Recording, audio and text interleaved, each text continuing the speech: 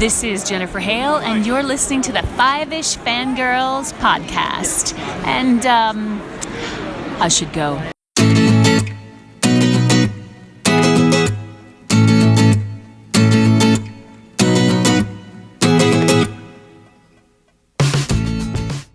The tangents this week continue all the way to episode 132 of the Five-ish Fangirls podcast.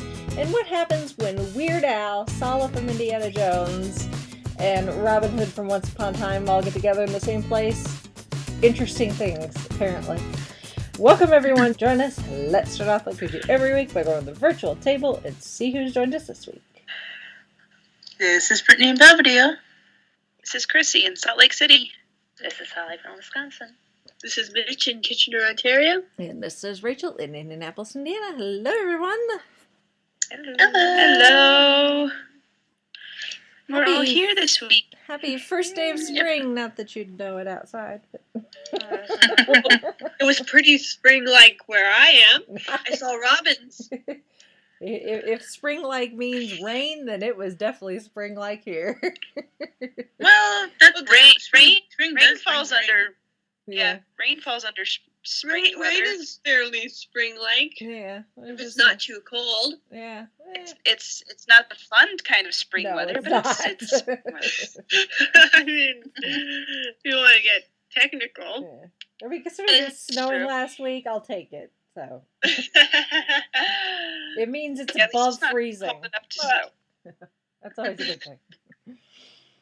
Anyway. Yeah. So, all right. Well, we've got. Well, Chrissy's gonna have a lot to talk about, but we'll get to that. It's actually slow news-wise this week, so we don't really have a lot of news to talk about. But what little we've got, we'll get into here. First up, some convention announcement. Indie PopCon continuing with their weekly episodes of Con Job and making all sorts of announcements. And for the most part, every week, I'm like, oh, yeah, that's cool. I don't know who that is, but I'm sure some people are excited. But this week, these past announcements, I got pretty excited. So, first, they announced Caitlin Glass, who... she's another voiceover artist, but she's that particular announcement made my brother's fiance extremely excited because she happens to be the voice of Cammy from Street Fighter, which she has cosplayed before and actually makes a really good Cammy. So she was very excited to find out that Cammy is coming to PopCon. And then another one of the announcements I am excited about, Johnny Young Bosch, who I know best as Adam from Power Rangers. I'm very excited. I just so happened to buy a print of the 95 Power Rangers movie poster, so I know what I'm going to have him sign. There you go. Start collecting those Power Ranger autographs. And then the one that I got super excited about, and I'm still excited while thinking about it, and I was watching the video because they were doing these live and they were having technical problems, so the folks over at PopCon were like, yeah, we'll just film these, that way we can edit them, put in the cool graphics and the transitions and the music and everything, and just upload it. So I'm like watching it, and they announced Caitlin and they announced Johnny, and I'm like, sweet. And then they were teasing Star Wars. I was like, ooh, someone from Star Wars. Who could it be? And then Carl was all like, as much as we'd love to have, like, you know, Mark Hamill or someone like that, unfortunately they're pretty contractually obligated to Disney. So occasionally they will do some bigger con, like Salt Lake Fan X and stuff like that. But for the most part, those folks are tied to Disney and only do what Disney says they can do. So, but I was like, you know, Carl was like, but we really wanted to get someone, you know, with ties to Star Wars. And I was like, is it Greg? Is it Greg? Is it Greg? Is it Greg? And he was like, Greg Gunberg. And I'm like, yes, it's Greg! That's how they teased him for Fan X. They were saying, "Oh, it's a Star Wars star," and everyone's cycling through the big names, and yep. But he was still pretty cool. But I will get to that. Yeah, but I was like, Greg! It's very excited. very excited ever since. Now he just needs to come to bed. Yeah. I mean, he seems to be making the rounds of our local conventions. I mean, So the odds may be in your favor. they may happen in my favor. Yep. So, but I'm excited, especially considering I met Greg at Lexington last year, and he's super nice guy. So, I'm very excited that they're bringing him in. So, it's exciting. Yeah. And of course, if you're not, make sure you go like the Indie PopCon Facebook page, because once they get another episode of Con Job put together, it will go there first. So you can get those announcements first. And then eventually they will do like individual announcements with like the graphic with the person's face and their name and the stuff they've been in and all that. But the Con Jobs is where you get first announcements, and also where you can win things like passes and other cool Indie PopCon stuff. So I'm excited. Power Rangers. And Greg Gummer.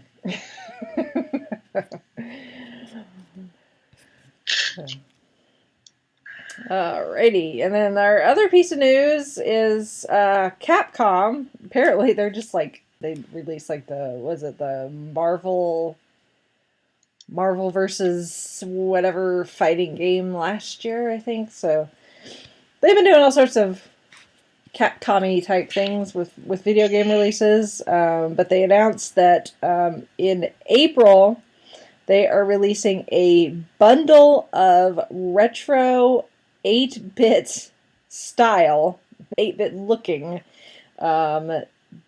old school Disney games. So I guess these are essentially games that existed back in the day when like 8-bit was it, and then they've remastered them and made them possible for newer formats. So there's going to be Chippendale Rescue Rangers 1 and 2, the Darkwing Duck video game, DuckTales 1 and 2, and Tailspin.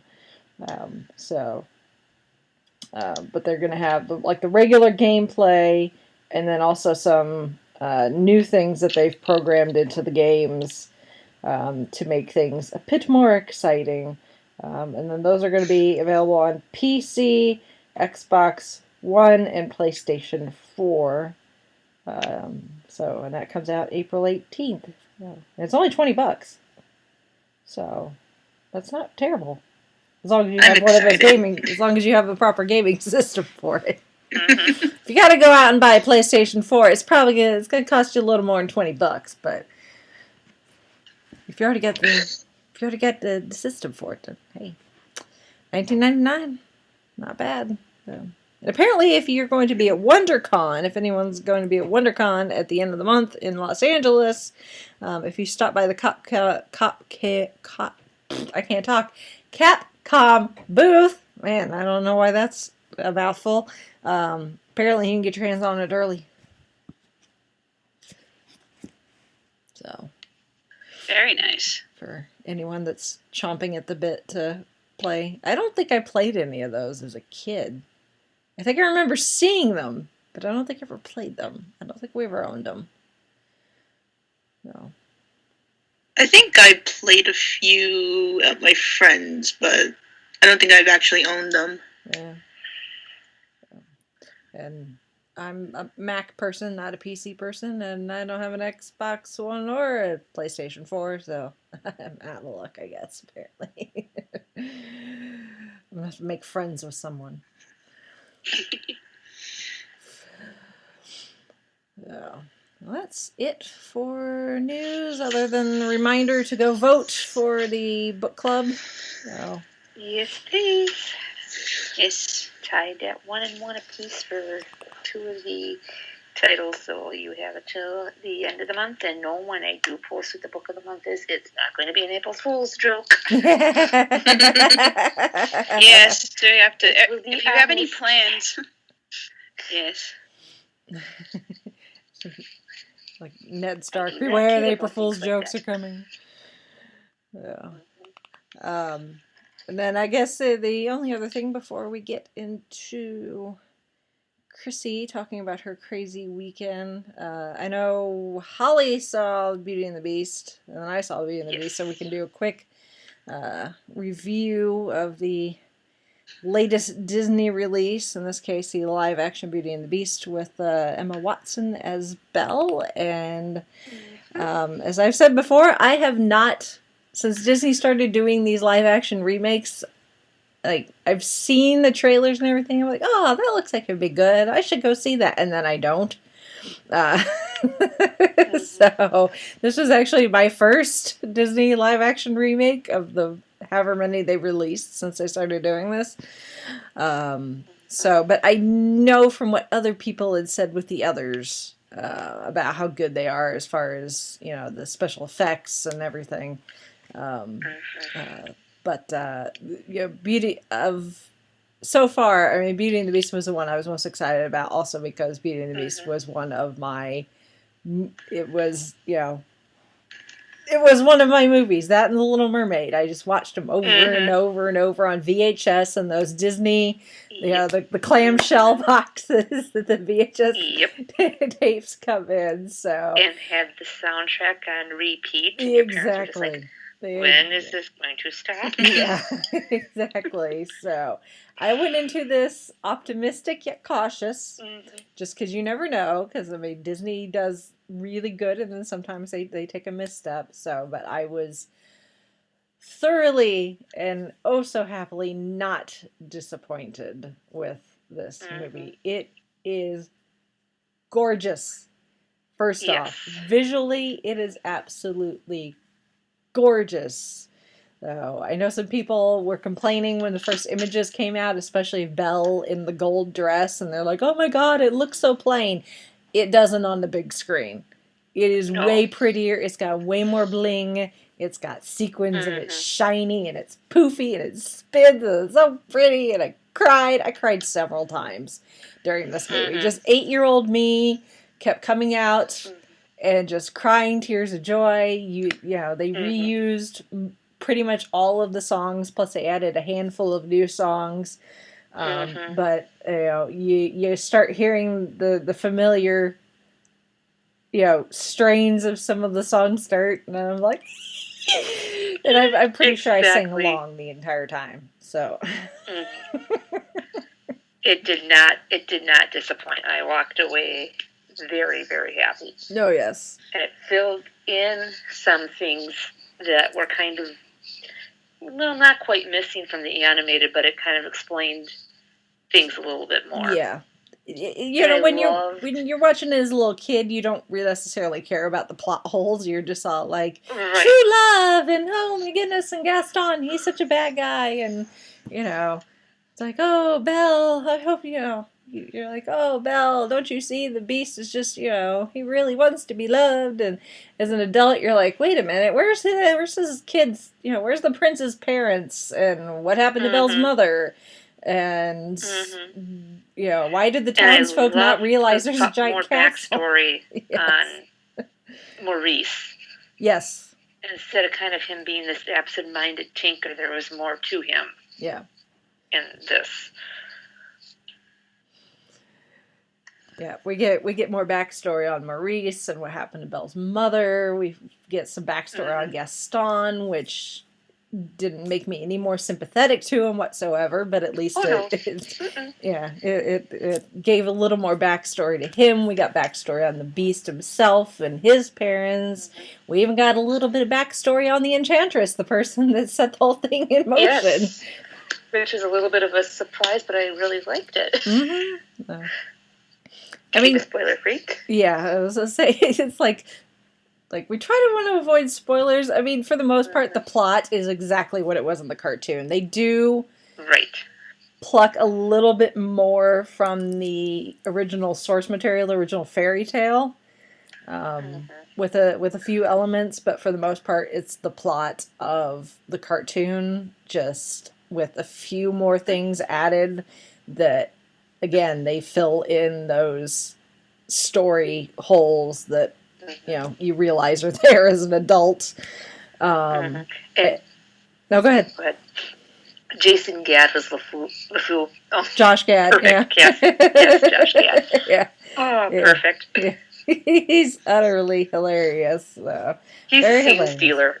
Yes. And I will say, I know some people are very upset. They were very upset when Disney made some announcements about what they were doing with LeFou. And I will say, knowing about it going into it, it was one of those things where, like, okay, I'm going to keep an open mind. Mm-hmm. But at the same time, it's like, you know, I know Disney and the way they like to do things. So it's like I wasn't trying to actively, like, look for it. But at the same time, it's like, okay, I know they're going to do something. And honestly, the people that thought, you know, were thinking that Disney was, like, going to do this whole big thing, it is very subtle. And for little kids, it's going to go right over their head. There's, like, 2 very quick scenes that put that plot point that they added to LeFou, and one of them doesn't even involve Gaston. So it's like a real quick thing, and the little kid, even if they were paying attention, it's at the end of the movie, they're going to think it's just some funny thing. Right, it's kind of a blink and miss almost if they really aren't paying attention. They're paying attention to what other action's going on screen. Exactly. So all these, you know, people, you're kind of blowing out of proportion. I'm sorry. That's not like it's not Disney's completely taking the, you know, this classic and turning it on its head. They're just you know, doing this thing, and I had no problem with it. And honestly, you know, Disney's going to do what they want to do. So, and I was thoroughly entertained by it and had no problems with, you know, the changes that they made. For the most part, there's still one plot hole that hasn't been filled in yet. And Holly and I, we could talk about this later because it is kind of it's kind of spoilery. Just because if you know, you're going to be like, what, really? But I think it was the one thing I got. But you might have to refresh my memory because there's a couple. Like I got to the end and I'm like, wait a minute. Okay, then I 20 plus years later, and we have still not filled this plot hole. Yeah. Like, really? Yes, I think I know what you're referring to. It's a small thing. You may not even realize it, you know, but it's like, really? But the casting, brilliant. Emma Watson, I think, did as best as she could. She's a better singer than I am, but compared to some of the rest of the cast, I think she falls a little short, and that's not her fault, but when you cast someone like Emma Watson, who is not, as far as I know, she's not a trained singer, so, I mean, they did what they could with her. She can carry a tune better than I can. I sing in the shower, and it's still awful. So she can sing. Ewan McGregor, who definitely can carry a tune, and even Audra McDonald, who is a Tony winner. It makes Emma Watson look a little amateurish, but they did, I think, the best they could with her, especially this being her first musical. Yeah, that, again, visually it's beautiful. Some of the acting, some of the people, like, there's some really strong people, like Ewan McGregor and Ian McKellen are hilarious. Again,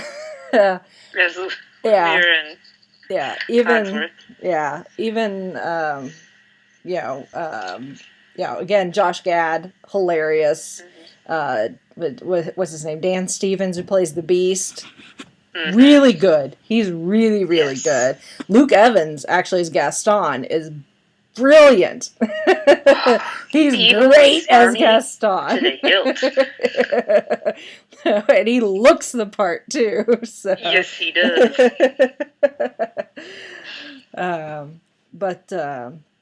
I had a few issues in a few scenes, especially with the scenes with Maurice. I think Kevin Kline did as best he could, but the pacing, I think, could have been a little better. in some of his scenes, especially the scene where, after the Beast, Belle is swapped places with her father, and he goes back to the town and he's telling everyone that Belle's been taken by this awful monster, and of course the townspeople think he's just crazy old Maurice, and that scene ran a little long. The pacing is a bit. There's some dead spots where I'm like, did someone forget their lines or what? And Emma Thompson as Mrs. Potts. Yeah. Perfect. Yeah. We couldn't get Grant, I felt like she was channeling her inner Angela Lansbury. A bit, though. But, obviously, if you look, it did well at the box office. So, yeah. In general, a lot of people went to go see it, and if you were a fan of it as a kid, the cartoon, I don't think you'll be disappointed with this. So just it's a little long. Again, I think there's just some pacing issues, and I think maybe it could have been edited a little better to tighten it up a little in some spots. But and the new songs that they've added are really good. There's no mid-credit or end-credit scene, but I would say still stay through the credits, just because they do like the fancy credits, kind of like they've done with like some of the Marvel movies when they're showing the main cast. I try and stay through the credits, just like because there's a lot of names, like a lot of people put the work into it. So even if I'm reasonably sure there's not going to be a mid or end credit scene, I try and stay to appreciate all the people who hard work went into making the movie that I just enjoyed. Oh yeah, absolutely. But in this case, even the credits are really pretty. they do some artwork, and you get a new song that plays during the part of the credits. Actually, two new songs. Well, one's a completely new song that Celine Dion recorded for the movie that plays over the credits, and then we get the new version of Beauty and the Beast. John Legend, I think. Is it John Legend and Ariana Grande or someone like that? One of those young pop stars, I think. And then actually they play one of the other songs that's actually from the movie again during the closing credits. So it's fun to watch it, again, to appreciate all the people who did all the hard work behind the scenes, but then you also get some new music in the process. So I enjoyed it. I liked it. I'm glad I got to see it. So it makes me feel better about the other stuff that Disney's doing, and I hope they do more musicals.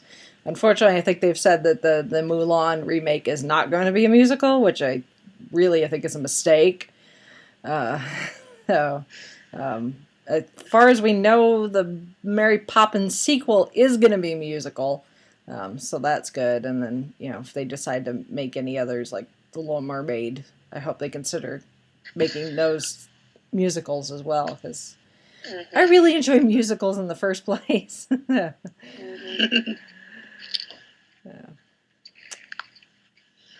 So, yep. Awesome. Anything else, Holly? Nope. Okie dokie then. That's our non-spoilery spoiler review of The New Beauty and the Beast. And with that, made me more excited. Yeah. I mean, I was already excited, but yeah. Well, especially, it's like all these people, when they do these remakes, they're like, oh my god, don't ruin my childhood. It's like, it's not going to ruin your childhood. I'm sorry. If a remake of a movie ruins your childhood, you still have the original that you can enjoy. Exactly. That's my take on all this. Yeah.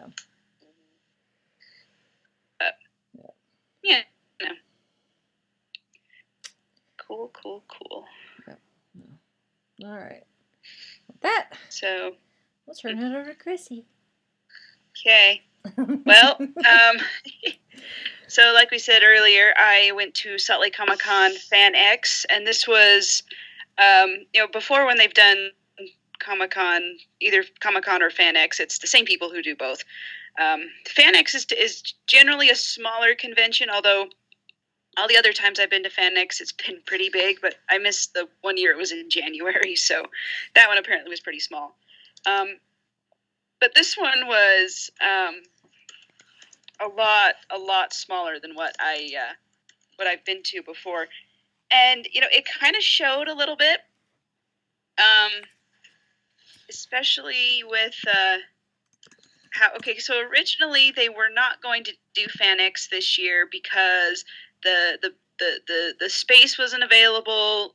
There was no free weekend, and there was like one free weekend, but there was already something big going on, and the fire marshal basically told them, no, we can't have another big event that same weekend. So sorry, you're out of luck. But then apparently something canceled, and then they kind of swooped in and took this past weekend in March, and they said, hey, yeah, we're actually going to do FanX. It's going to be kind of a lot smaller, but we'll still have fun and everything. So everyone's like, cool. So, people bought their tickets, they announced guests, which, we've announced them in our news and things. And I was like, sweet. So they, let's see, at FanX this year, they had about half of their usual space to work with. So they were pulling up guests. So like they really focused on getting guests from certain fandoms. Like Psych was a big one. I never watched Psych, but apparently a lot of people were excited for those guys to come. So that panel was good. We also got, they announced Stan Lee early. I will address that whole thing as I go. They had Once Upon a Time did a panel together, and there were a couple others that they sort of teamed up and said, they had these groupings, so it wasn't just a panel of one. They still had panels where it was just one celebrity guest doing a panel, but then there were some that were more than one, which I think worked out pretty well. The one I saw that was like that, it was the Once Upon a Time panel, and it was kind of nice to be like, focus on one fandom during a panel. Although it was cool when people ask questions about, you've done something, you've done this other show, what was that like? Ask them questions about that. So, it kind of lent itself well.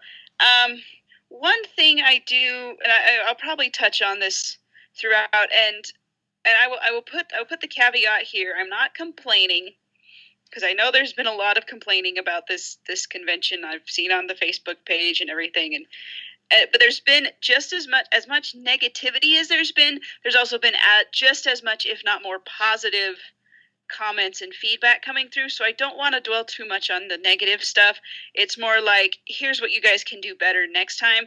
And one thing I love about this convention, I'm a real expert on going to conventions. I've been to Gallifrey 1, I've been to this one, and I've been to Anime Banzai. So I'm not saying I am the all-knowing, all-seeing con-going, but this is just kind of my observations and what I would say. And part of this, too, is I have to mention I'm 5 months pregnant, and that definitely puts something in there. So that obviously colored my experience a little bit. That's just me. I don't know how other people are. But so with all that being said, I'll just kind of run down my list of things. So we got there on Friday. So this was only a 2-day convention. Usually they do 3, but they can only get 2 days, which is fine. So we got there Friday, kind of about 10 o'clock. We got downtown. Let me back up. So the night before, they had said that the Stan Lee panel, which had originally been scheduled for Friday at 11 in the morning, was now postponed to Saturday at 5:30.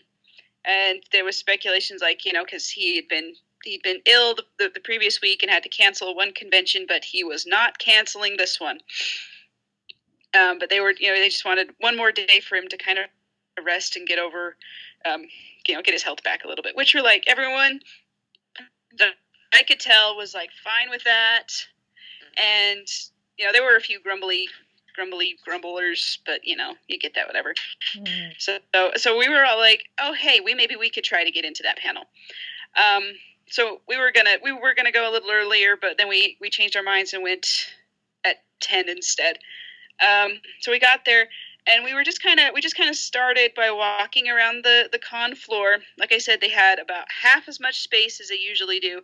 So the vendors hall.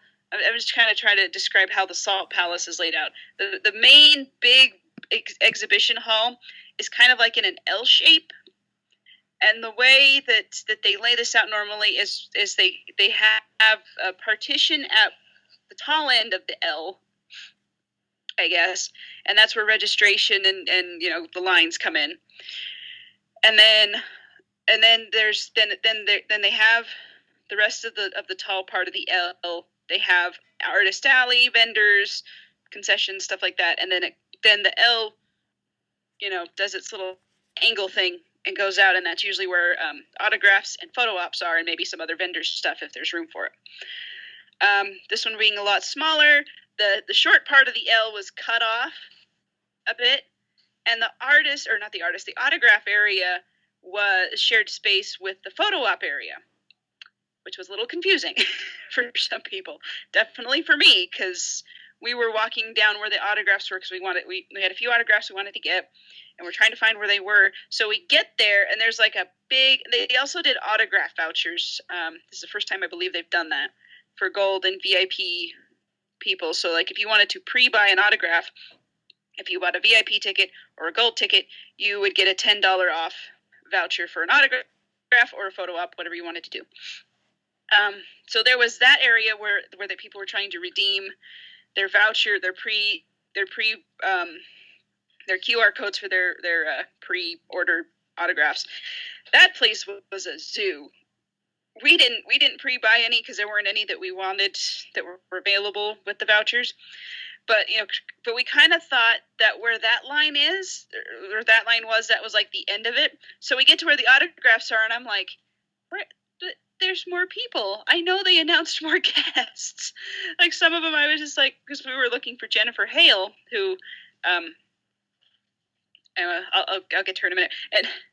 But we're like, we could not find where she was, but her spot was like just beyond the big crowd of people that was kind of blocking the way. So that was kind of confusing. So we got to her table about 10:30, and we looked at the skit. We were like, okay, well, let's see when everybody's signing, so we can plan our time a little better. And we saw on the sign that she would be there at 10 o'clock. It was now 10:30. She wasn't there yet, but we were like, well, maybe she's just late. So, and the line was not long, so we got in line. And we were kind of up at the beginning of the line. And her Jennifer Hale's table was next to all the voice actors. So there was Jeff Bennett and Jess Harnell and Carrie Payton, I think is his name. A lot of people knew who he was. I didn't, but that was okay. And Jess Harnell had been there before. He's kind of a mainstay. I think he goes to like every other one of these, which I am totally cool with because he's an awesome guy. Anyway, so we're standing there, people, and a lot of them are there to see Jennifer Hale. She was her biggest, I guess her biggest, most recent role, I guess, would have been in the Mass Effect video games. And a lot of people were there for that. Jared's a big fan of Mass Effect, although lately he's kind of fallen off just because of some of the choices they've made storytelling-wise. I've gotten an earful about it. If you want to discuss it, I would direct you to him because I don't know. Some of the things he has showed me, I'm kind of like, oh, that's bad. That's really bad. Anyway, there's a new one coming out soon, and it's not. The fans are not thrilled as far as I can tell. And some of the fans in line who were talking about it were not pleased very much either. But they were talking about like the earlier games that she's in. And I don't think she's in this new one. But yeah, they were excited. There was one guy we were talking to. We were just, talking back and forth just about, Mass Effect. And, the boys were geeking out about it. And I had what we were going to have her sign was actually our copy of Eternal Darkness, which I've talked a little bit about this video game before. I've said before, I hate horror games. The horror genre just is not my thing. This is a horror game, but I love it.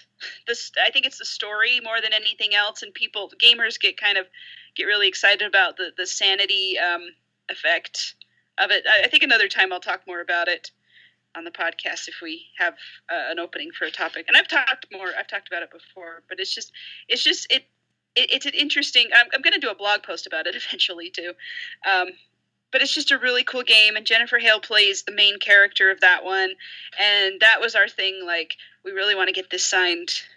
Well, anyway, so we had that, and I was just kind of talking about, and the guy that was standing next to us in line, he's like, asking us, well, what's that game? And I was, kind of explaining, it's like something I really enjoy. And he's like, yeah, I haven't heard about that one, because it's kind of a little more obscure.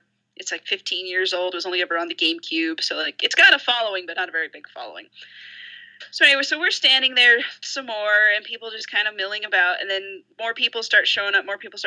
After an hour, we're like, where is everybody? And it wasn't just Jennifer Hale that wasn't there. All the other voice actors who had said they were scheduled to be there at 10 were not there. And it was 11 and 11:30. And I mentioned before, I'm 5 months pregnant. Standing for that long a time, not fun. I'm sure Tiny was getting a little unhappy.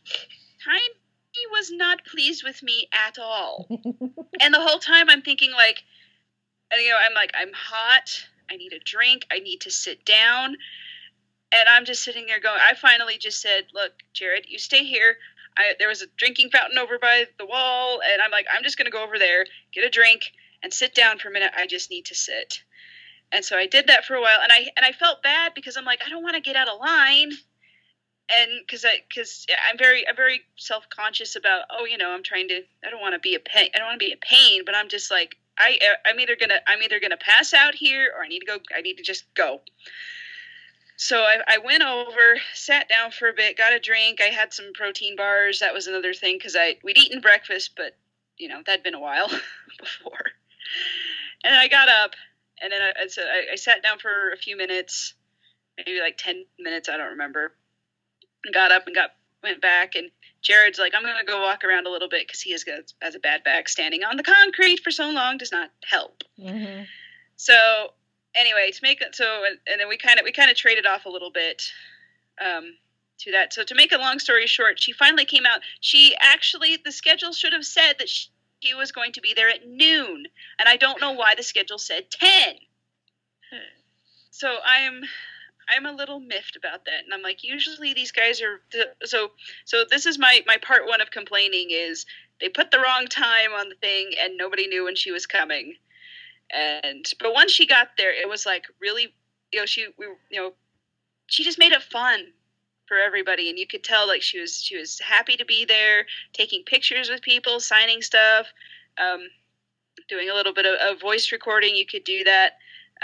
We got a bumper for her, and if anyone's looking for a joke in that bumper, I don't really think there is one. I think she has so many characters that she's voiced. Like, I mentioned Commander Shepard in Mass Effect. She's also been in Powerpuff Girls. She's been all the new Cinderella animated stuff for Disney, whether it's a Disney Channel animated thing or video games she's done. Tons and tons of video games. I mean, that was how they advertised her originally, was one of the most prolific voice actresses in video gaming. Mm-hmm. And she was just so flippin' sweet. Like, okay, so I said, we had the cover. I had the little cover for Eternal Darkness. I wanted her to sign, and I honestly was like, she's done so many things, and I was like, I wasn't expecting her to remember that one, because I don't know, I have no idea how voice acting works. It kind of seems like I don't want to say it's fair. It seems like a fairly simple thing, but it kind of on the outside, it's like, you go in the booth, you do your thing, and, maybe you do it for a day or two. Mm-hmm. And so I thought, well, maybe she doesn't really remember it, but I just wanted to tell her, like I said before, I don't really like horror games, but I love this one. And she was like, I remember, she's like, oh my gosh, this was one of my favorite ones to do. It was so, how did she say? The acting was so grown up, even though the character is a college student. It never really says how old she is specifically, but she's in college. And it was like very mature and different kinds of things. And I was just like, oh, wow, you do remember this one. So it was just kind of cool And there was a little bit with getting change back, and I was like, I need to get $5 back from what I paid, and she was like, oh, here, let me get it for you. Or, after she signed our stuff. So it's like she wasn't just there, I'm making money, and all these people are here to see me, and I'm so important. She was actually like, making sure that we were taken care of and things were fine. So actually meeting her was awesome. And she was so sweet and so wonderful. And everybody that she met, like when we were watching people go up to see her, like she was just so excited. There were these two cosplayers wearing Mass Effect armor, and she signed the armor. There was one that was she was dressed as the female Commander Shepard. She actually signed the boob of the armor. And that made us laugh. And she was... And then in the meantime, Jess Harnell, he's such a character. He's at the table next to us, or in the table in the line next to it, and he's like, yelling, "How are you all doing?" And getting people to cheer and have a good time. And I'm like, oh, I think next time he's here, if I go to that con, I have to meet him. I just do. I don't know why I haven't yet, but I love the voice actors, and they're so much fun. But I'll talk more about them in a minute. I'm kind of going in order. The next one we went to, once we got done with Jennifer Hale, we went over to Jason Momoa, which his line had been really long. His started at about 11, I think. But by the time we got done with Jennifer Hale, it was about 12:30. And he was still signing. He was going to be there till like 1 or 1:30. And we wanted to get his autograph for my mother-in-law, because she loves Stargate Atlantis. So we were like, well, let's do this. So his line had gone down pretty, quite a bit. And so like, well, we can get this one real quick, and then we don't have to come back and wait in another line, which I was like, thank you. So we did that one. And at the beginning of the line, they said, he's not going to do meet and greet. He's not going to do anything real, personal or anything. He's just going to, sign your stuff and go. And I was like, well, okay, that makes sense. He's one of the big headliners for this con. So, we paid, we picked out the picture we wanted. Oh, and at the same time, we were wearing our Star Wars t-shirts that we got at Disneyland. The ones that, like, mine was Princess Leia that says "I love you," and Jared has one that's Han Solo and it says "I know." Mm-hmm. So we were kind of matching, even though we weren't cosplaying or anything. So we go up to sign and we say, oh, it's for Jared's mom. This is her name, and she loves you in Stargate, and we love you too. And he kind of looks up at us, and I thought they were just gonna shoo us through quick, even though there was no line, pretty much. I just thought they were kind of like at that point. And he looks up at both of us. And he says, "Man, I like your shirt." And I was like, I love this guy. And he just was smiling and was just, hoping, you just kind of tell that he's just a really good guy. And I shook his hand. His hand is huge. Holy cow. He's huge. I saw him across the crowd at Indy Comic Con. I think it was the same year that Jenna Coleman and Carrie Fisher were there, and he's huge. Yeah. And, well, it was funny because later I saw on the Facebook page pictures of him. Apparently he walked the con floor, and he had security on either side of him, and they're like, little short guys compared to him. And apparently, like, everyone he was just like wanting to go talk to people and ask them about this. One of the stars actually got out from behind the table, and it's, not just anyone, it's Jason Momoa. Yeah. So he seemed to have a good time. Now, because Warner Brothers did say that they put a stipulation on him that they couldn't do a panel with him, just was there doing some stuff. So he's basically, I guess, in the vendors hall the whole time. So I could understand why he'd want to get out and, go talk to people. But yeah, everybody who met him, just said he was just a sweetheart, and he's a charmer, and whatever kind of photo op they wanted to do with him, he was game for. So if you ever get to meet him at a con, totally do it. Let's see. So after that, I also wanted to go to a Weird Al panel, which started at noon, and we were kind of looking at the time, like, well, it was like 20 minutes up of it left. Let's just go. I just want to catch the last little bit of it because I wasn't going to be able to get his autograph or anything. I just wanted to see him like at the panel. So we went end of his thing, and he just talking about like I think when we got in there, he was talking about how sometimes when he writes lyrics, there are words that means one thing in North America, and like somewhere else it means something totally different. So he's actually in trouble a little bit. Not really bad, but he felt bad about the misunderstanding different things, like and people.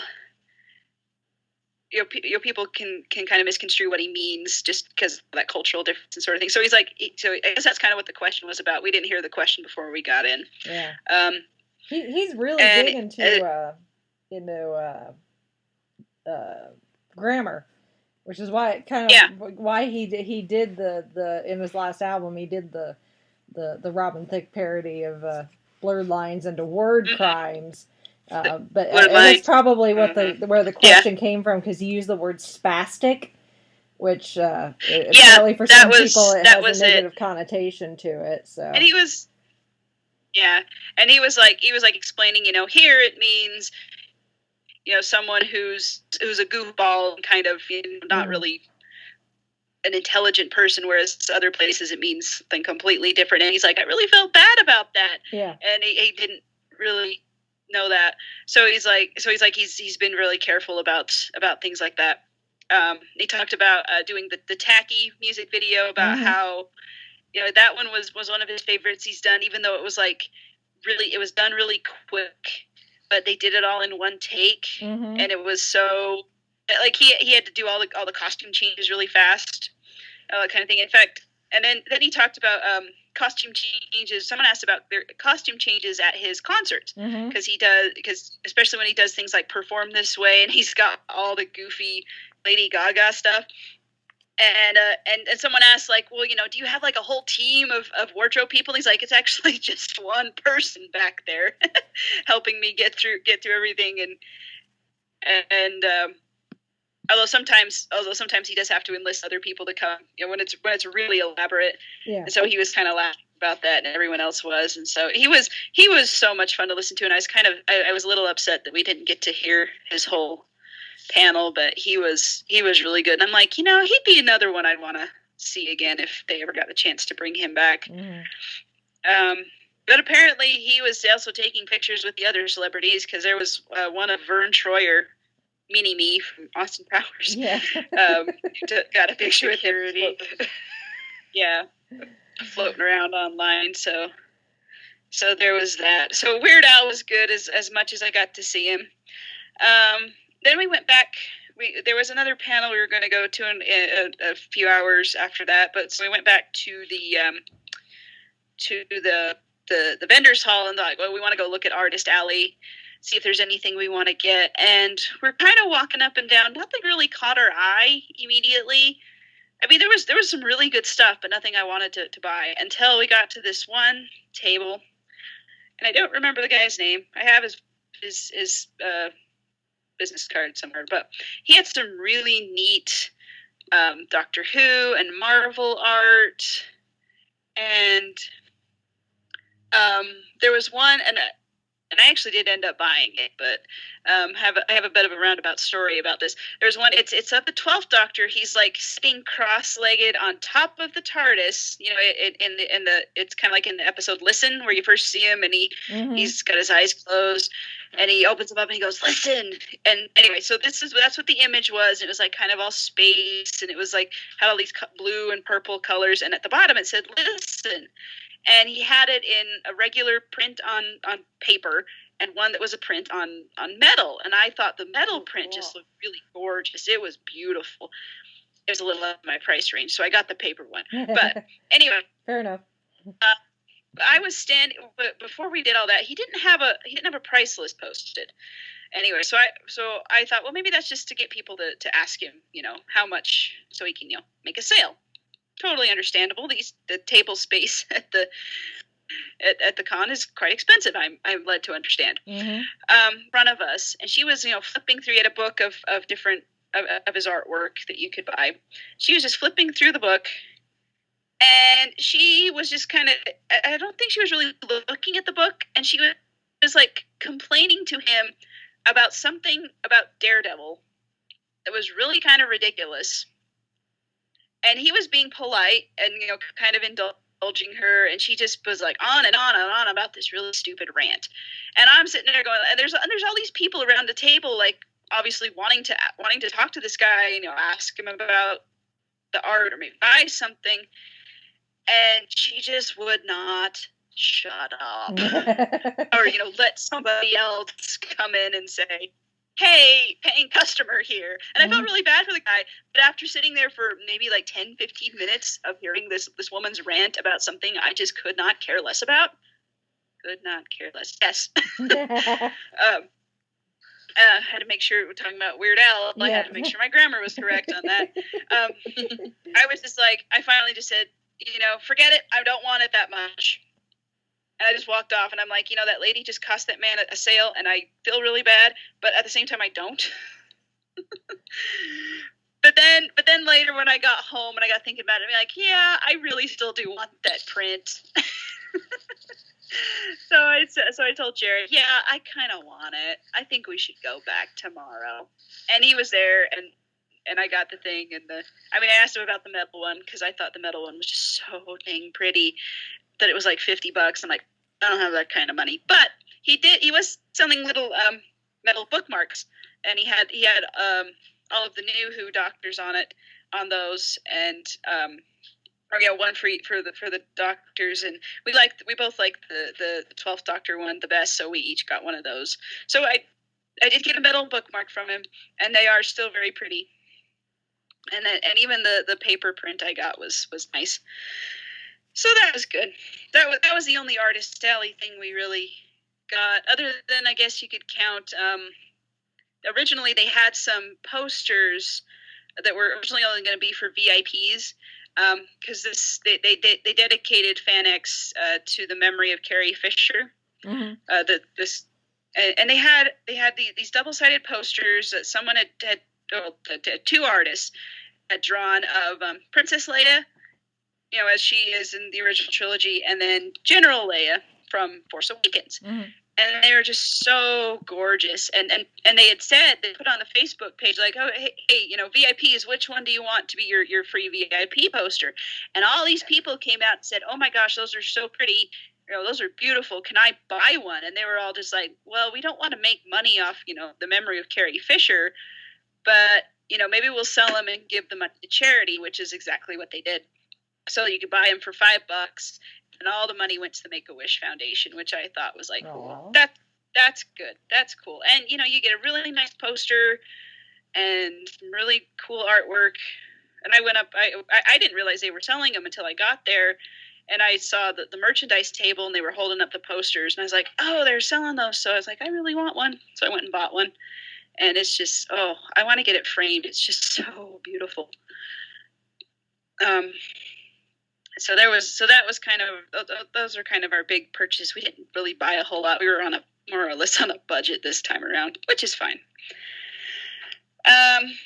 Let's see. Another panel we went to was a group of authors that we've seen this one before.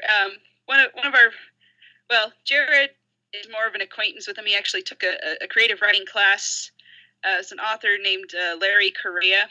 He's a local guy. Wait, what'd you say? Best living action writer. Oh, Jared says he's best living action writer. So, and he does write really good action. He does the Monster Hunter International, Grim Noir. He had a book that came out last year or the year before, Son of the Black Sword. I actually took it on our honeymoon. I wrote the whole thing on my honeymoon, and Jared didn't care because it's a really good book. Anyway, we always go say hi to him, and he's just a really super cool guy. Very, very supportive of up and coming authors, which Jared is working on that.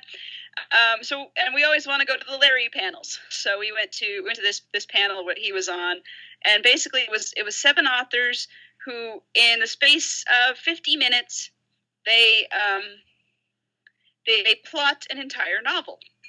And it's like, you know, it's sort of like, whose line is it anyway? They take ideas from the audience and they make this work.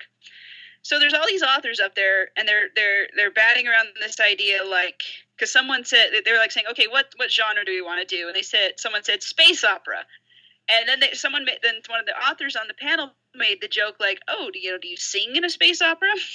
And so they got this idea that we're like singing zombies, and it just kind of spiraled out of control, because then the main protagonist went from he was a movie critic, and he wants to cover big, you know, news that actually matters. He wants to cover the zombie apocalypse, but for some reason all his news buddies are saying, you know, the world is ending, we don't care anymore. And this zombie outbreak is like spread out to all these different planets and in different ways. And I'm just like, okay, even at the end of the world, I think news outlets would still be like, there's death and destruction, we must cover it. I don't care if everyone's dying. I want to just kind of raise my hand and say that, but I didn't. And then at one point, Larry was just kind of like, let me know when you need something blown up, because I have no idea what you guys are doing. But right. There was just one guy, he had a kind of an unusual name. I'd have to look up on the schedule, or not, the panel schedule to get his name exactly right.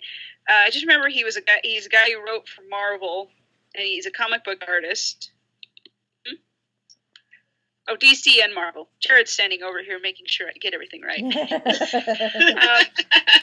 But he was talking about, like, during his introduction, he was talking about, like, oh, you know, I'm here to talk about story from a graphic storytelling perspective, and he mentioned he was from Lawrence, Kansas. Oh, cool. I was like, hey, that's kind of close by where the boys are from. And he said, I always find this funny when people from out of town come to Salt Lake and they make this observation.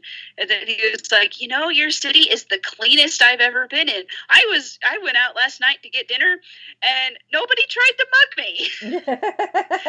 And he's like, afterward, I want someone to tell me where to go get mugged around here, because I kind of feel weird. And I was just kind of like, how bad is Lawrence? Kansas. I'm like, I kind of want to ask the guys, I'm like, is Lawrence really that crazy of a town? Although I guess where he's a comic book artist, he probably goes to New York and stuff a lot. So that's probably what he's talking about. But probably. That just made me laugh. This guy from Kansas feels safer in Salt Lake City. Just like, okay. But no, he was a lot of fun to listen to, and he had some really good, because afterward they did a little Q&A, and some people got up and just kind of asked about, you know, the writing process and different things like that, and he had some really good advice for people, and they all really did. It was just that was, and you know, and I've heard Larry's answers before, but this comic book guy, I was really impressed by him, and now I'm feeling stupid for not remembering his name because I really liked him a lot. So that was that panel. Then we went and got in line to go see John Rhys Davies' panel in the main ballroom. And something went wonky with the line. So by the time we got into the panel, it had already started. And he was talking about, of all random things, population, worldwide population, and how, you know, some countries are experiencing a boom, or some countries, their birth rates are falling, and all these things. We didn't hear the question to start with, but every time he'd get going on this long tangent, and okay, so you know John Rhys Davies, he's got that, you know, very rich, booming voice. Mm-hmm. You know, you could listen to him read the freaking phone book and just enjoy yourself. Like afterward, I went home and I was like, I'm sure he has to have read some audiobooks. I need to find them. I don't even care what they're about. I just want to listen to him talk. And that was kind of the thing. Like, he's going on about this, you know, these social issues and different things around the world. And every once in a while, he kind of stops. It's like, I'm not really answering your question, am I? And I'm like, I really want to know what the question was. I never found out. But he just went on about that, and then there were some other questions. A lot of people asked him about Lord of the Rings, and was he still friends with anybody? And he joked about how early on, after soon after the movies originally came out, he'd say young girls would come up and ask me, "Are you still friends with Orly?" Orlando Bloom, because they talk about Legolas's relationship, and he's just like, I was one of the older ones on set, and I really didn't go out with the younger members of the cast, but they were all really good, good upstanding chaps, as he called them, and he just. And he was he's like, they didn't want an old grump like me hanging about. and he talked about how the prosthetics on that he had to wear as Gimli, the glue, it was like medical adhesive. Yeah, he was allergic to it. He was allergic to it, and like the way he said it was like. It wasn't meant to be put on and taken off so many times. So like it tore off bits of his skin around his eyes, and so he was like, I was already not very. He developed like eczema from it. So like. Like he was talking about that, and everybody in the room winced when he said that, because the way he was motioning at it. But he had nothing but good things to say about being on Lord of the Rings, and he's talking about how he's so tall. He's like 6'7" or something like that. And someone asked him, like, you're so tall, how is it like playing a dwarf? And he's like, well, I had to squat down a lot to get into the camera. And the cameraman would say, John, you have to go lower. And he's like, I can't go any lower.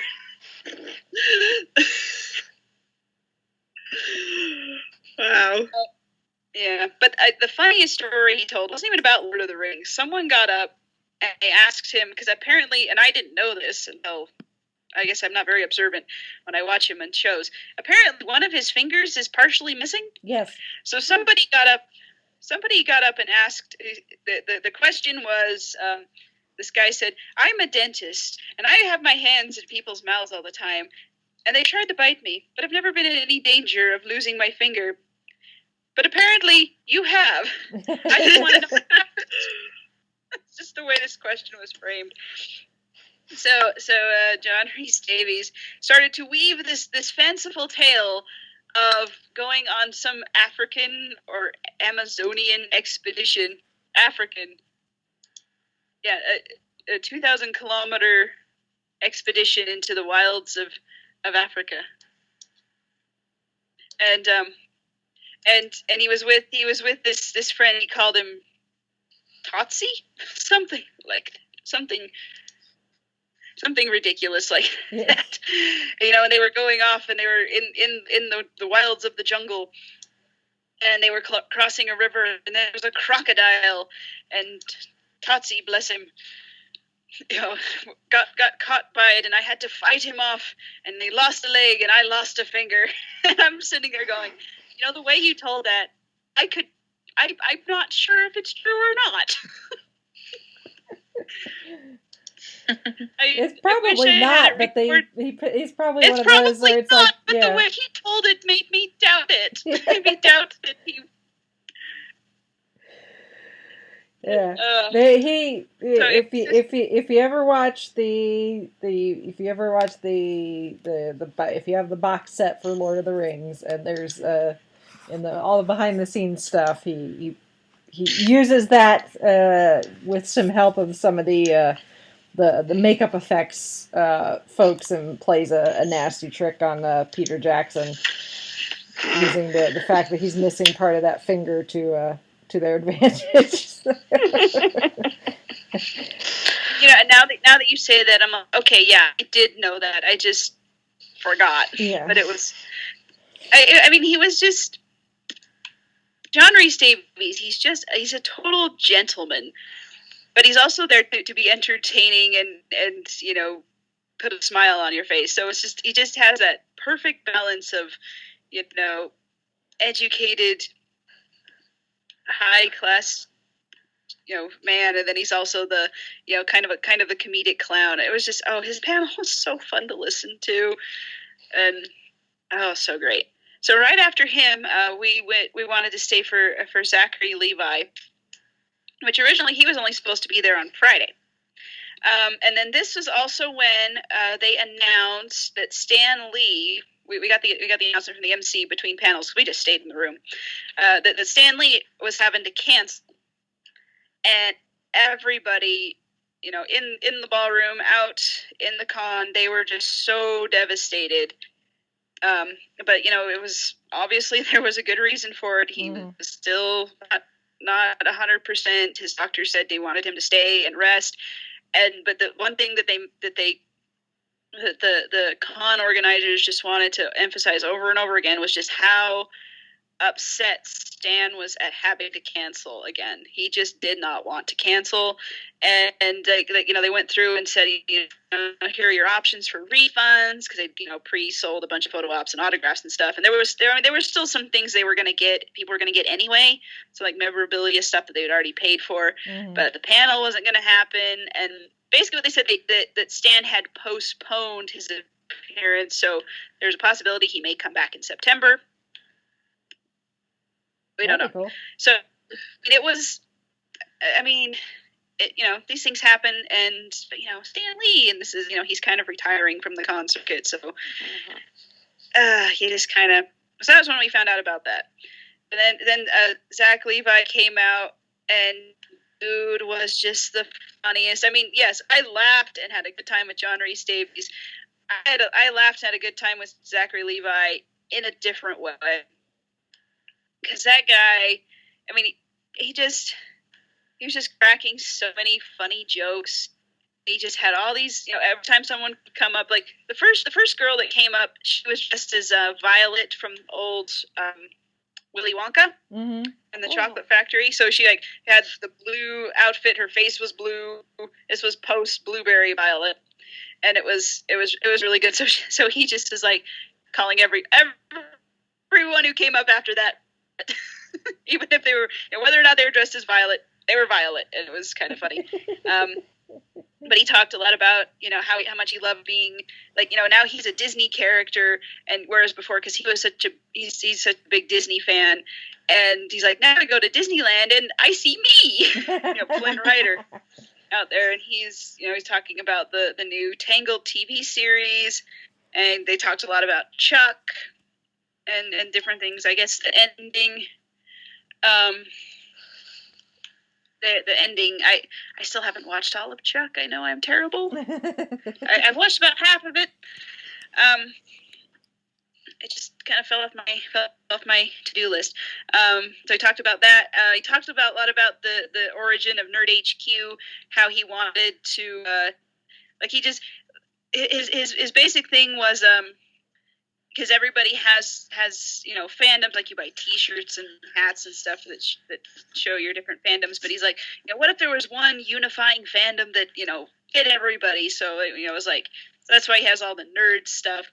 And then Nerd HQ just kind of blew up from there, and that it was for charity, and he's got all these people that come to it every year. Like he said, Stephen Amell says, his slot is 9 a.m. on Sunday at Nerd HQ. And he's like, I'm going to be there, whether you have a spot for me or not. Talk about, they had Stephen Amell, John Barrowman does it, the Supernatural guys. There were some other names but those were the ones, because they got the most cheers, and Zach was just like, oh, sure, they're not even here, and you cheer louder for them than you do for me. All of this was tongue in cheek, obviously. Like he was so self-deprecating, and you just kind of, you took it with a wink and a nod, and it was just really sweet. And then the very last question, they came out and said, the MC came out and said, okay, we've got time for one more question. And they're like, well, make it a good one. No pressure. And this poor girl, she was like, you could see she was just shaking from being nervous up there. Mm-hmm. And she had her question on her phone, I think, because she kept looking at it. But she didn't have it held up like she was recording or anything. But she was like, she's like, oh my gosh, I'm so nervous. So Zach stands up and does this pose where he sticks his butt out. He's like, does that help your nerves any? he does this weird little supermodel pose, and everyone just laughs, and the girl laughs, and I think that made her a little nervous. And so, oh no, that wasn't what I wanted to do.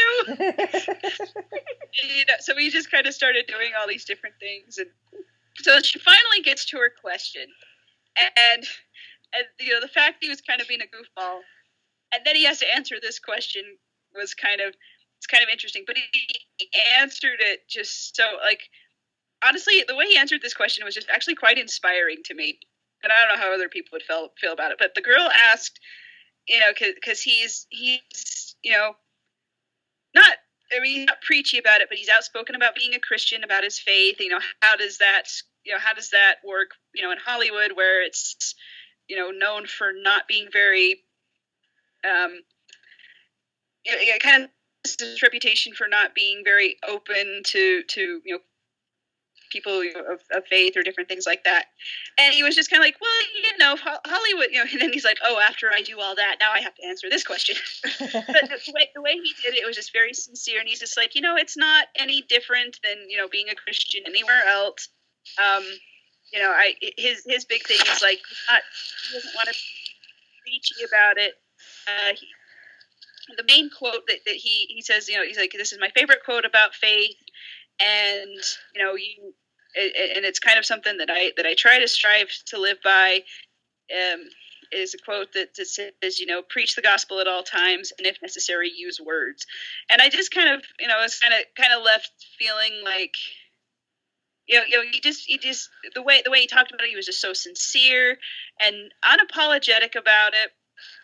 But also at the same time, you could, he wasn't trying to, to be pushy about it. And that's kind of, I kind of looked at it, I'm like, that's the kind of person I want to be, is, not be, real confrontational about the things I believe in, not back down from them either, but, try to be kind to everybody. And I feel like someone like Zach Levi, he just does that kind of a thing. Like there were so many stories that people were posting on Facebook, meeting him, where like, okay, so it was, maybe winding down to the time to do photo ops, and he had to go do something else.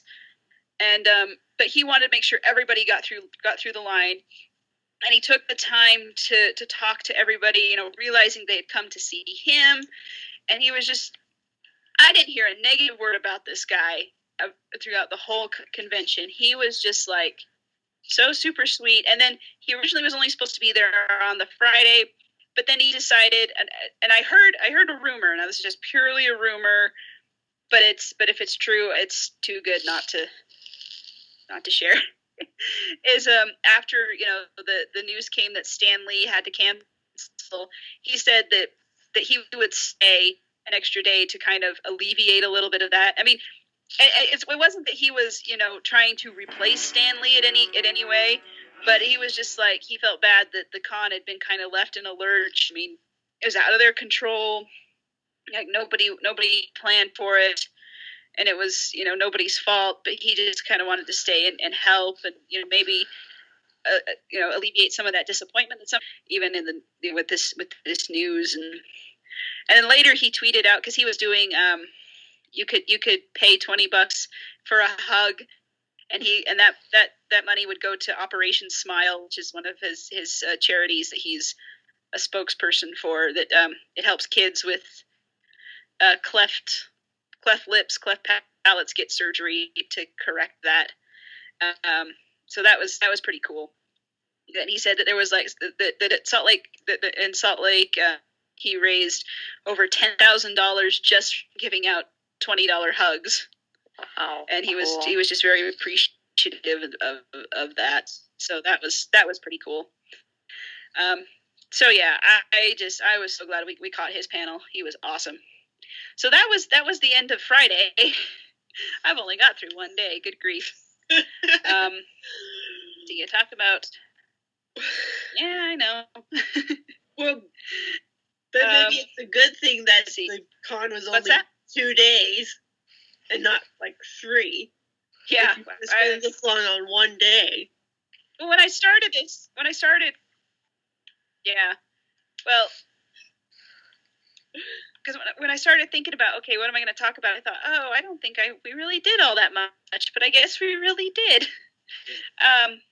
So the next day we went a little. Yep. So the next day we went a little later because the panels we wanted to go to were later. We were going to try to do there was a Princess Bride reunion panel with Harry Elwes, Chris Sarandon, and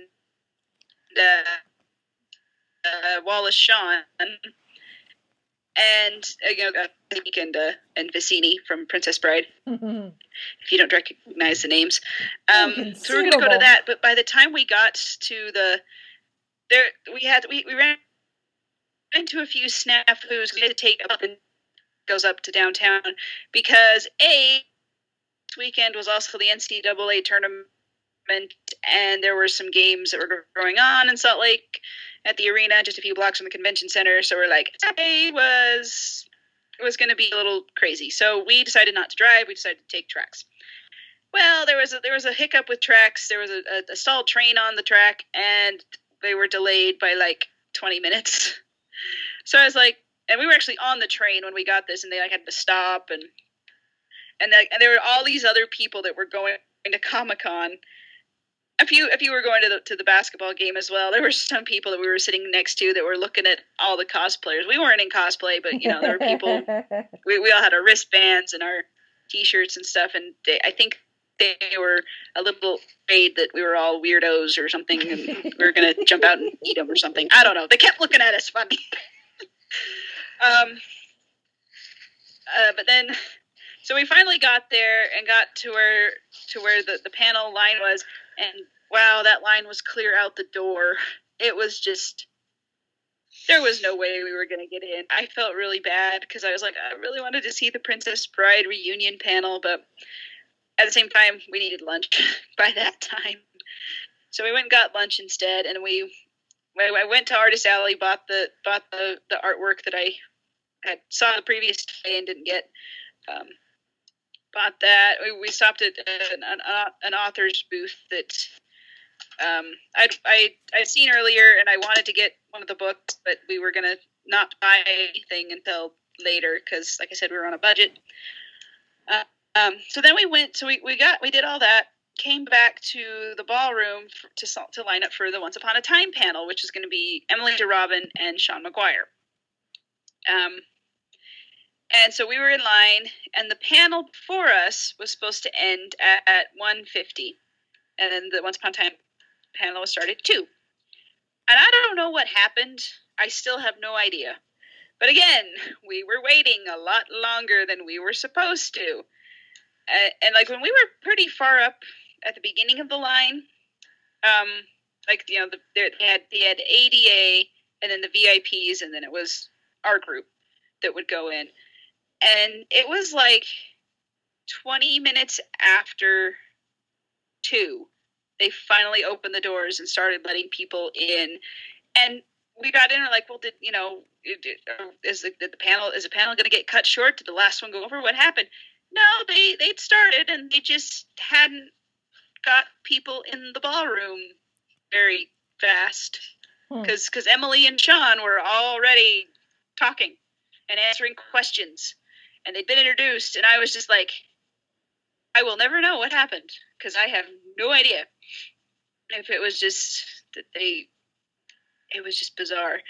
But but this panel was a lot of fun. A lot of people asked, kind of fun little questions like, if you were, or if you weren't, your character, who would you play? And Sean was like, oh, I'd want to play Regina, and that made a lot of people laugh. And he said that he's enjoyed playing kind of an alternate interpretation of Robin Hood, who you aren't quite sure what he's doing or what's going on. And so he's like that. He's like doing that. Emily talked a lot about how, Belle really does love Rumple, and, she's hoping, just kind of the character arc, and how she's hoping that, that they'll be able to have a happy ever after. And she's like, oh yeah, they're going to get together and be happy. It's just how it's going to happen. I mean, they didn't give away any spoilers, at least none that I could cotton on to, but I only got to see like half of it because we didn't get in until super later, and I was a little sad, but it was a good panel. Apparently there were some problems with their agent, though. I saw an announcement. They didn't. An announcement from one of the con organizers saying that an agent will not be invited back to the con just because of the way she treated some people. And they didn't mention anyone by name, but there was some speculation that it was Emily and Sean's agent, among others. And so, but I don't know. That doesn't mean that they're not going to come back. It's just that particular agent is not welcome back. I don't know the particulars. I just know what I read on Facebook. But it's like, oh dear. Yeah, Brian was not happy. Whatever, because he's the one who posted the thing, and you could just kind of tell the way he did. But anyway, so but that panel was great. It was just so much fun, and someone else asked like what their favorite dessert was. And I'm like, well, that's random, but I like it. And Sean said his favorite was mint chocolate chip ice cream with pineapple. And he's like, my wife thinks I'm weird. And he said, but I just say I'm a pregnant woman. But I'm pregnant. And I'm like, okay, I'm 5 months along. I don't think I've had cravings that bizarre. But now I kind of want to try it. See what the fuss is about. So I'm curious, and I can't remember what Emily said hers was. It was something kind of offbeat, probably from Australia, that I do not know what it is, but it sounded good, whatever it was. But yeah, they were really sweet and fun to watch. And then last one we did for the day was the Twisted Tunes panel, which if you don't know anything about Twisted Tunes, I think they've taken this to various conventions around, but it's basically they get voice actors to come up and play. They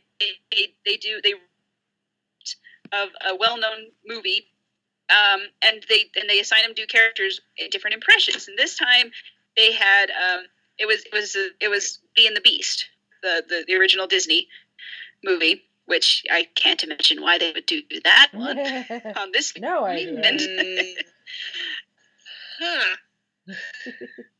Not at all.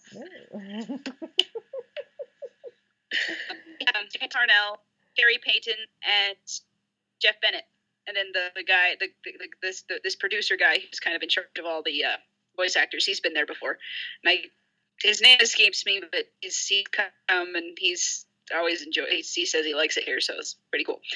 So and they constantly warn all the parents because they say, this is PG-15. It's not quite rated R, but there's some innuendos that you might not want your kids to hear. So if you've got kids here, and there was a family sitting behind us, and I didn't really look back and see how old their kids were. They're probably like, 10, 11 age range, and they were saying, if you get uncomfortable with any of this, let us know, and it's okay if you have to leave.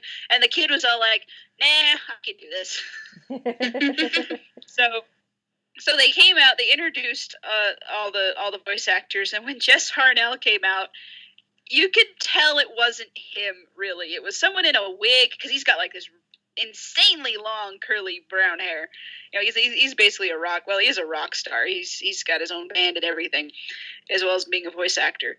And he was just like, so he had this the wig, and they had this sparkly sequin sport coat and these like leather pants and a sequin cowboy hat, and then this person who's impersonating Jess starts talking into the microphone, and you can hear Jess's voice over the thing, but it's not coming from this person who's on stage. And so Jess comes out in pretty much a similar outfit. Instead of the red sequin jacket, it's a blue sequin jacket. And his hair isn't quite as poofy because it's not a wig. And, there's a little bit of a fight over who the real Jess Harnell is. And then the impersonator takes the wig off. It's Dan Farr, who's one of the co-founders of Comic-Con. And Dan Farr's kind of like this straight laced suit and tie kind of upstanding guy. Not a rocker at all. Although he and Jess are like best friends now because Jess goes to his house all the time and sings in his basketball court apparently. Because there's really good acoustics. This. So it was just funny, and Jess was just having a blast with this whole thing, and I did get a little video of the Twisted Tunes. My phone ran out of room, so I couldn't get the whole thing. Jared started recording bits of it by Jess because that's what he's in for. From Animaniacs was playing Gaston, who was Belle in that part? I cannot remember now. But it was someone who was just like this hilariously bizarre thing. It wasn't Christopher. Let's see, because they did have Jess play Christopher Walken as the Beast. Yep. And then Carrie Payton in another scene. Yes, I know. Carrie Payton in another scene did Rafiki as the Beast. Oh, that's what it was. It was Jennifer Hale as Princess Morbucks from Powerpuff Girls. She's like this snotty, bratty little, Daddy, I want a pony kind of a character, and has no indoor voice at all. She just screeches, and Jennifer Hale voiced her. Anyway, she was Belle at one point. And Jeff Bennett did another scene as the Beast, but he did Johnny Bravo. There were so many funny ones. Jennifer Hale did Rosie O'Donnell as the narrator at one point. And it's just like, if you ever get to see a Twisted Tunes panel, this is the second one I've gotten to see. I got to see them do Ghostbusters at Fan Expo last September. Yeah, it was so hilarious. It is hilarious, and they've done it 3 times here in Salt Lake now, maybe 4. And it's it's different voice actors every time. It's the same producer who brings the show back. Oh my gosh, it is the most hilarious thing. You will practically if they're back at Fan Expo in yes, last I cannot so the combination of the characters they're playing and the voice they're doing is it is out of control, and I love it. So that is it exactly. If you have to go see. Go see it. When we stopped to see Larry Ria at his booth, we always go and say hi, and he was doing another panel, but it was at the same time as Twisted Tunes, and we were saying, sorry, we're gonna have to miss your other panel. It's during Twisted Tunes. He's like, if I wasn't on the panel, I'd be going to Twisted Tunes. Everybody goes. It's one that they have to line up early panel beforehand so you can get a seat and just stay in the room. Although I wouldn't be surprised if at some point they made it a policy to clear the room before they let others in. I don't know. They'll work that out, but it is. Fan Expo Canada already has a clear the room policy. I think maybe VIPs can stay, but everyone else has to go. Yeah, they do it a little different here. I guess if it's like a big thing, they do for Stan Lee or whatever. But and that was the other thing. So they did. So Stan Lee, actually, what they did instead was they had him Skype in, which I was glad, and we couldn't stay for it because it was at 5 or 6 or something. And it was we had to go home. Otherwise, I would have wanted to stay and get in on that. But it just was, it was at a bad time for us. But I think they are. So he did make an appearance as such. So I guess his health could not be whatever words. Yeah. I was trying to be clever and it didn't work. His ill health did not win the day. There we go. Yeah, there we go. Better. So he did make an appearance. I think they're going to try to get him to come here in person in September, but that's going to be the last chance. Because after this year, I guess he's kind of retiring from the whole con going thing. Which I'm like, dude's at 94. I think he's earned it. But yeah. So anyway, so we left after that. And just a little bit. Just a little kind of clean up, like cosplay. I didn't really mention much, but there were so many good cosplays. Like there's a big Hero 6 group, which they had a bunch of people together, and then later I found out the girl that was Honey Lemon was somebody that they had that this group had just met at the convention, and she had some health issues. Like she'd been I don't know, with and like she's asked if she like she didn't even walk for a short amount of time, so she went around with him for a little while before she had to get back in her wheelchair. I think she has like they said she had scoliosis or something. She just said, like, being part of a cosplay group even for a short a time was just such a good time. She loved it, and I actually got a picture of that group, I think, and then I saw the Facebook post about the girl, and I was like, oh, that is so neat. There was this couple that we kept running into for some reason. That the husband was dressed as Professor Utonium from the Powerpuff Girls, and the wife was Buttercup. And then he had the two Blossom and Bubbles plushies, pinned to the front of his lab coat. And then we saw them later, and they were talking about how they'd seen a mother and a daughter dressed as Blossom and Bubbles, and they were like, "It's our Buttercup." Mm-hmm. And the wife was talking about how kind of cool. There were a lot of Harley Quinn was a big one again. Doctor Strange is running around. That was awesome. We saw somebody cosplaying as Baby Groot, and where they like had a bucket, like they had this big paper sculpture of Groot that they just wore on top as like butcher paper rolled up in a lot of different pieces of it, and then they had a bucket that they cut a hole in the bottom that was the planter pot, and somebody. One of their group, or maybe it was like in the bucket somehow, was playing the Jackson 5 song that he dances to.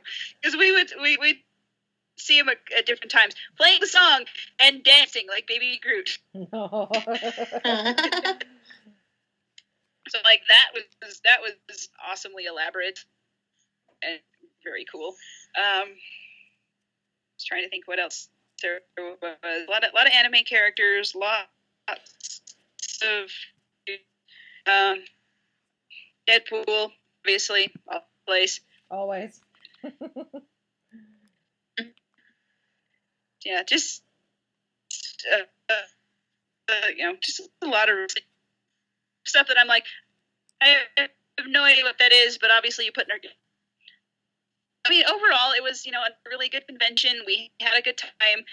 I wasn't feeling 100% the whole time, but I still, like the first day when we went to lunch, I was just like, I was so tired, and I almost didn't make it over to the food court to eat.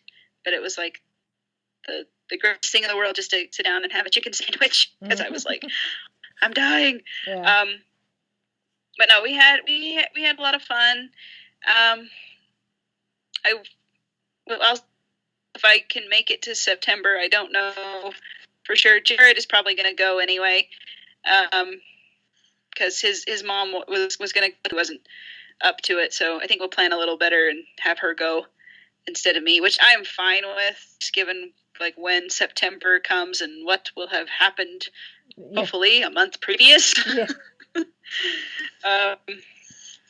But another thing we were like kind of looking around is just because once Tiny is born, we're going to want to do a family cosplay and just kind of thinking of ideas of things to do. And there was one family we saw that were like a couple of Pokemon trainers, and the baby was Pikachu. So I'm like, that could work. Yeah. Of course, Jared was like, you could be Misty. And I was like, not with those shorts. There was one I saw. I think it was on the Salt Lake. I think it was on the FanX Facebook page because they were sharing cosplay photos, and there was one that I meant to share with you, but it's a family. They're all dressed. It's Star Trek, but they're Star Trek Jedi robes. Wait, I did see them. Yeah. That's what that was, because I remember seeing it, and I was like, I recognized the Star Trek color scheme, but the way that the style was, I'm like, what in the world is that? And I was going to stop and ask Jared, like, if he knew, and we were, like, trying to get through the crowd, so I didn't get to see, but now that you mentioned, I'm like, I know exactly who you're talking about. But they had, I saw them on the first day. Yeah, their group had a little kid with them, too. I'm like, oh, there's an idea for Chrissy and Tiny. It was just so adorable.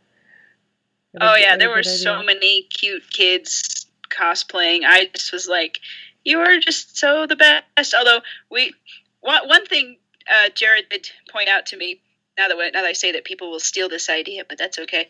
Because while we were waiting for the Once Upon a Time panel, there was someone like had a baby, and they were dressed up as the 11th Doctor, with the bow tie and little suspenders and everything. And I was like, ooh, that could work. And then we were all like, and they're like, I could do the 12th Doctor. You could do, because he's got a War Doctor costume. And he's like, no, we got to do, he's like, I got to do War Doctor. You got to be the 10th Doctor, because I have a 10th Doctor outfit. Because then we could do a whole Day of the Doctor thing. And then Tiny could be 11. And I'm like, that could work too.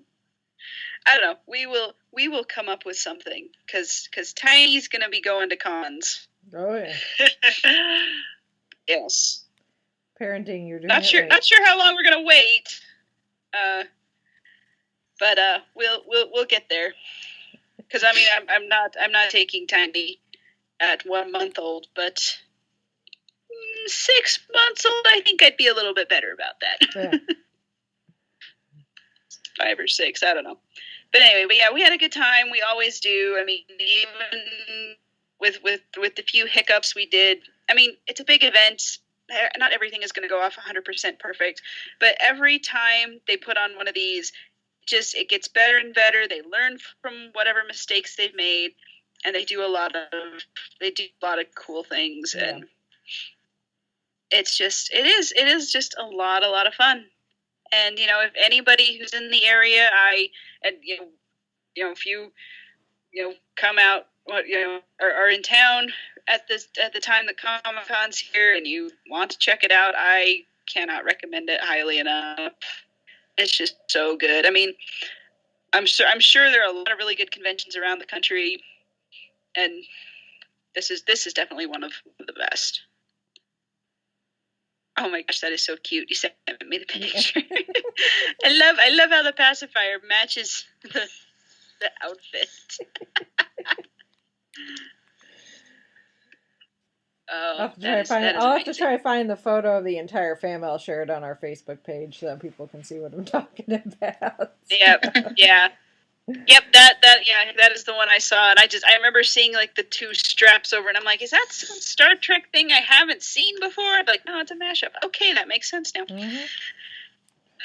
So anyway, that was FanX, everybody, and it was, like I said, it's if you're around for it,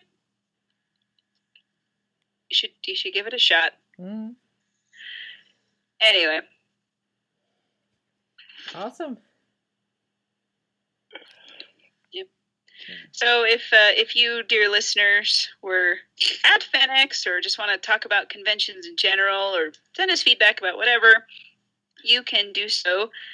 You can send us feedback. Our email address is 5ishfangirls@gmail.com. You can also go to our website and visit us at the5ishfangirls.com. And there's links to all of our social media goodness. Facebook's our main one. We also have Twitter and Instagram. We do a lot of stuff there as well.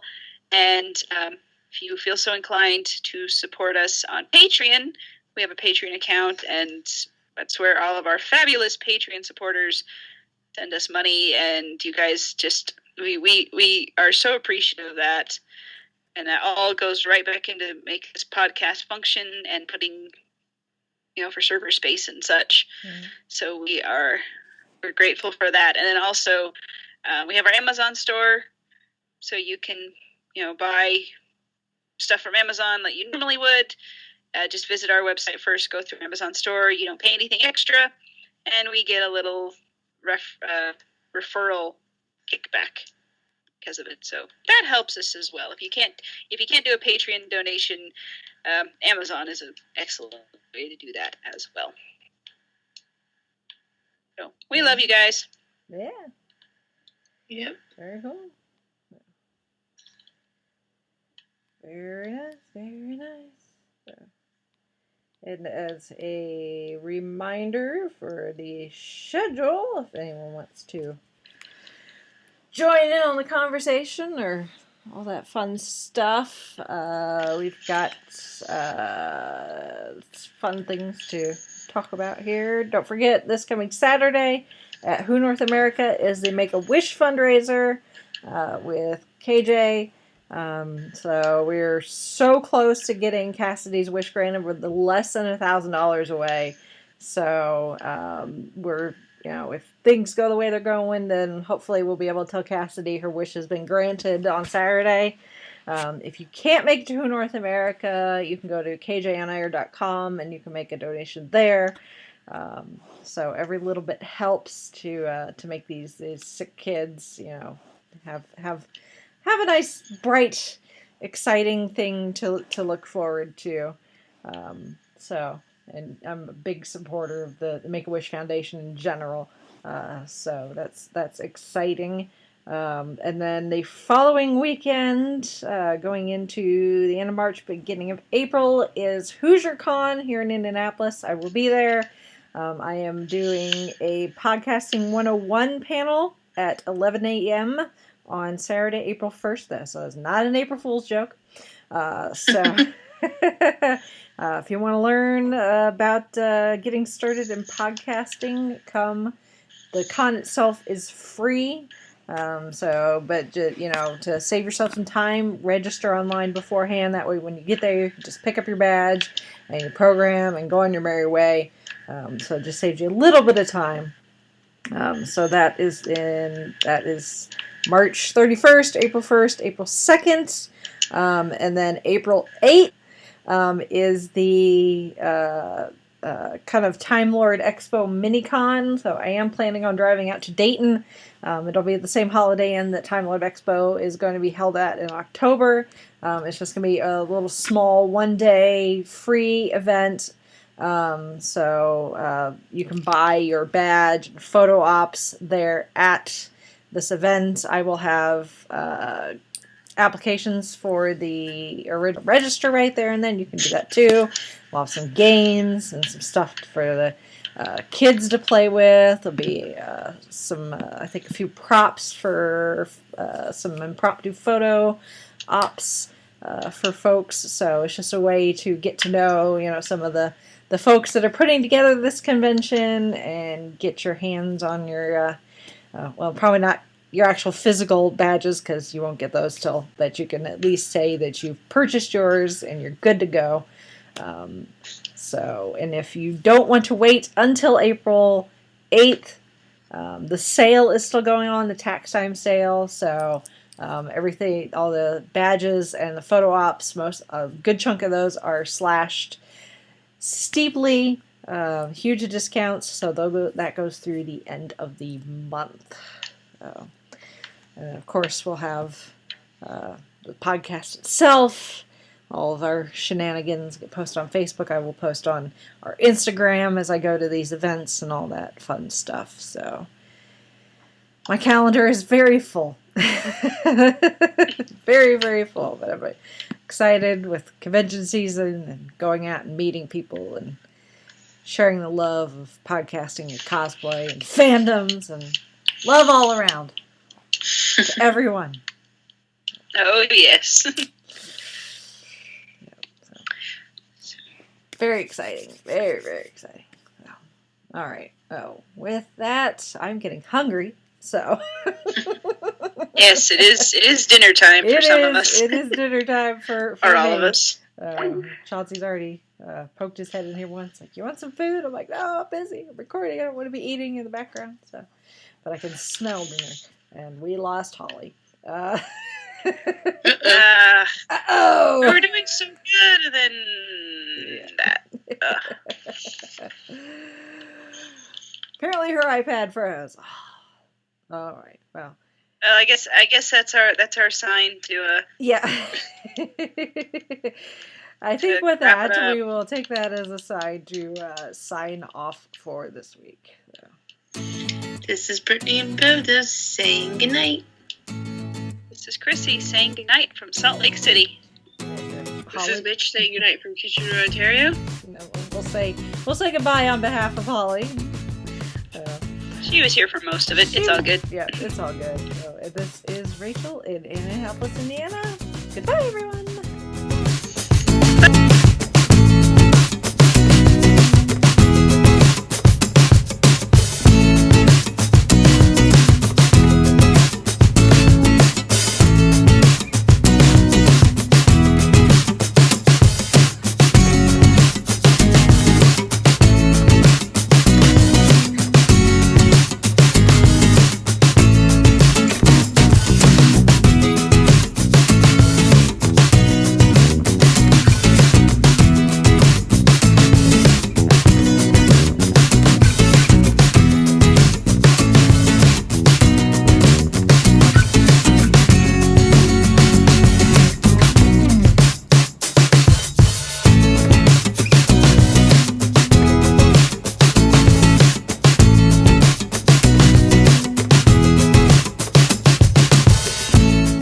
Been listening to the Five-ish Fangirls podcast.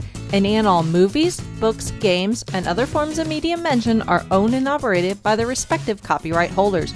No copyright infringement is intended or implied.